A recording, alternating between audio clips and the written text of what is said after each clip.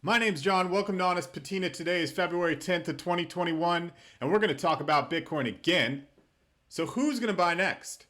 I got to know, you got to know, and Bitcoin's ready to find out. Is it Apple? Possibly. They have the Apple Wallet. The integration would be seamless, and that would be a big deal. What about Amazon? They have 197 million users across the world. Jeff Bezos just stepped down as CEO and handed the reins over to the cloud services chief Andy Jassy.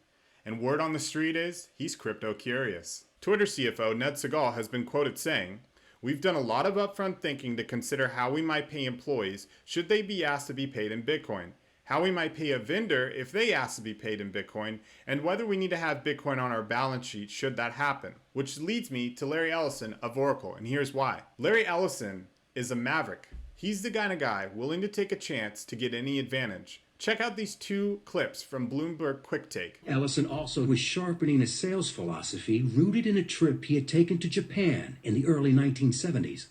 I was in Japan and I was talking to a Japanese business executive, and he told me, that the problem with America is that we just have no stomach for competition.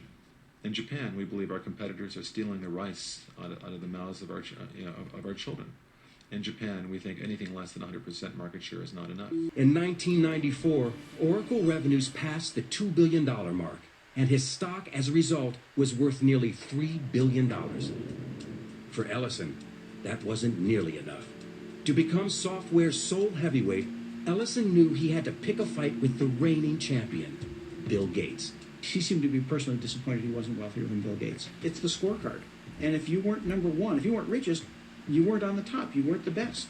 All right, now I want to show you a comparison between Michael Saylor's MicroStrategy and Larry Ellison's Oracle during the dot-com bubble. So in May of 2000, Michael Saylor's MicroStrategy topped at $3,000. It took nearly 20 years to see that type of momentum again. It wasn't until he became Bitcoin Jesus for that to happen. But in contrast, Larry Ellison's Oracle has passed its all-time high during the dot-com bubble era. But don't doubt for a second, a competitor like Ellison won't take advantage of Bitcoin. I'm guessing we'll see a surprise when the earnings report for Oracle comes out sometime in March of 2021. Check out this tweet from Elon Musk back in December 28th of 2020.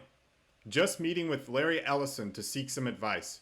Back working on Tesla, end of quarter." Now, he could have been seeking advice about anything considering what they have in common, but I find it a little curious that within a month's time, Tesla was purchasing Bitcoin. Musk was never pro-Bitcoin before now. Also, Larry Ellison is on the board of Tesla, and it's board members that voted to agree that Tesla would use their treasury reserves to buy a percentage of Bitcoin. I've given you the pieces that I see. I've tried to fit this puzzle together. Now it's up to you to decide what you think happens next. Personally, I'm looking at taking a position on Oracle before the wave of news comes out. We want to buy the rumor and sell the news. This is not financial advice. But there's one more thing we must consider. Top assets by market cap represent Apple and Amazon within the top 5. Apple's sitting at about $2.2 trillion, whereas Amazon is sitting at $1.65 trillion. If we scroll down to number 63, we'll find Oracle sitting at $190 billion. If this news breaks that Oracle is investing in Bitcoin, they have a lot more upward potential than Apple or Amazon. Thanks for joining me. If you enjoy this type of content, consider subscribing. Jmart out.